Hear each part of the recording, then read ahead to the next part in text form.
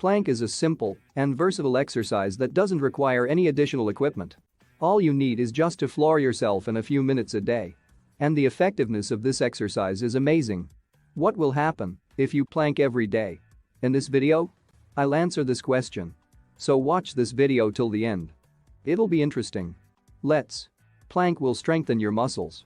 Primarily the core. The core is a group of muscles that provide support to the internal organs. These are the apse obliques and the erector of the spine. Why do people often have abdominal hernias?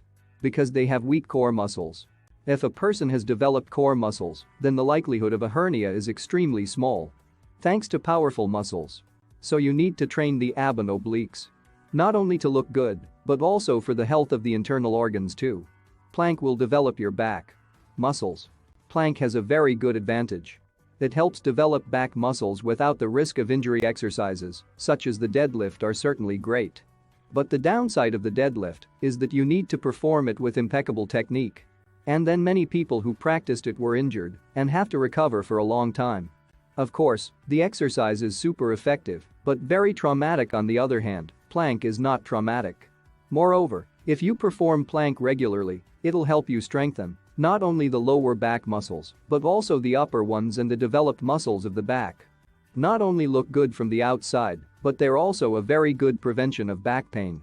In fact, most back pain is due to underdeveloped back musculature.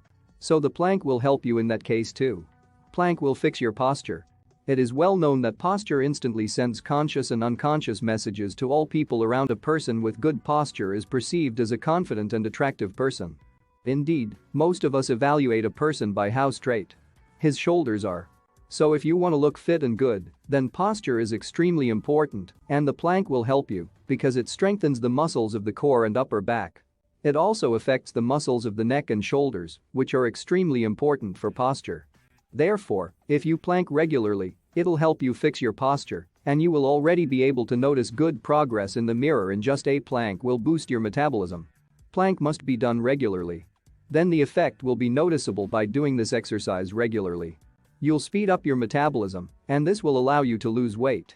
You will burn more calories and pump the abs at the same time, and therefore in a month, thanks to the sum of these two factors, you'll see six-pack abs in the next point is coordination and balance.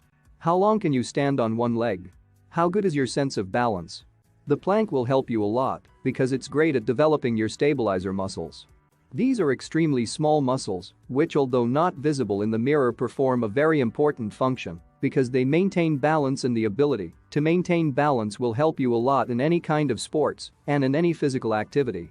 How long should you hold a plank? It depends. Have never done sports before, then try at least 15 to 30 seconds. It is very important never to increase the duration to the detriment of proper technique. Studies show that plank for as long as possible is not the best choice for your health. On the contrary, several sets are recommended. For example, you hold a plank for several minutes with the correct technique, but not to complete failure, then rested for 1 or 2 minutes and perform the second set, and so on. What are the pros and cons of a plank? The advantages are obvious, some of which I have already mentioned. This is simplicity, accessibility, strengthening a number of muscles, maintaining a straight posture, as well as the ability to perform this exercise almost anywhere. But there are some downsides to this exercise. The first one is that if you don't follow the correct technique, you can create excessive pressure on the spinal discs, lower back and shoulder joints, which is why I always say the technique is always more important than duration. Another disadvantage is that excessive holding a plank can increase blood pressure, which is why it is recommended to do several sets with a break of 1 or 2 minutes without bringing yourself to complete exhaustion. And what about the correct plan technique? In fact, more than 100 options for its performing have already been invented, but I will talk about the classic version since it is the most popular and great for beginners. You get into a push-up position, bend your elbows 90 degrees and shift your body weight to your forearms. It is important to remember that your whole body should form one straight line automatically with this. Our stomach is tightened and all muscles are tense. There are some nuances in the plank technique. Your head and neck should be relatively relaxed. You should keep your arms straight in front of you, or you can cross them. And it is very important that your elbows are directly under the shoulder joints.